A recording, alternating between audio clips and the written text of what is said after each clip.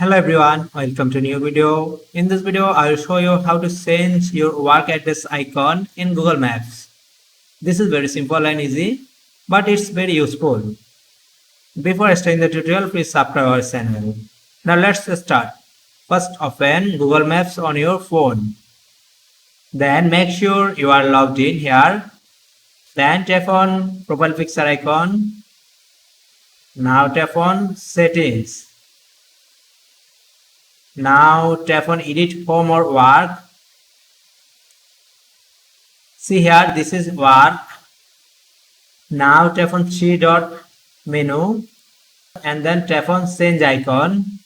See here, there are a lot of icon. You can select any of these to change your work address icon.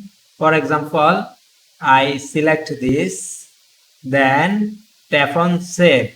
See here, your work address icon is now changed.